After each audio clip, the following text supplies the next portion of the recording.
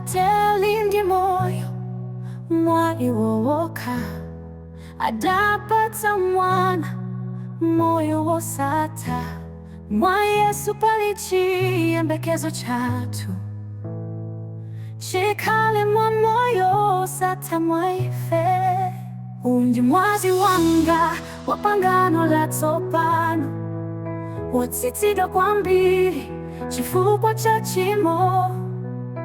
Ichi ndi chifundo kuchokera kwa Ambuye kuti tikhale oyera mwa chikondi chake chuna.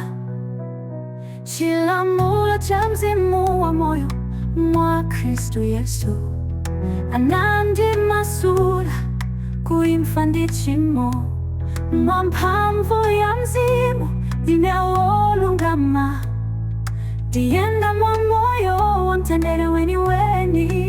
Undi mwazi wanga wapangano la tsopano wotsitsidwa kwambiri chifukwa cha chimo.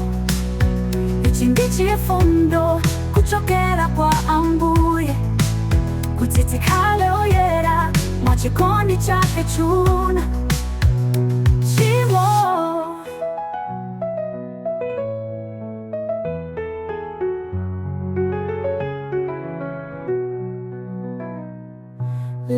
Limapoeleza imfa koma mphatso ya Mulungu ndi moyo wosatha mwa Yesu Kristu Ambuye watuweni timalandira moyo ndi chisomo chuna.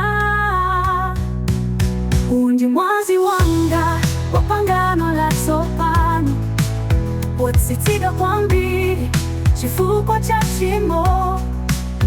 Ichi ndi chifundo kuchokera kwa Ambuye kuti tikhale oyera mwa chikondi chake chuna.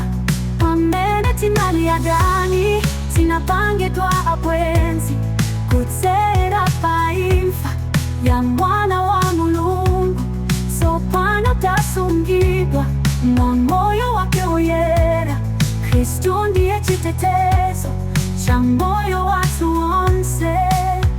Undi mwazi wanga wapangano la tsopano wotsitsidwa kwambiri chifukwa cha chimo. Ichi ndi chifundo kuchokera kwa Ambuye kuti tikhale oyera mwa chikondi chake chuna.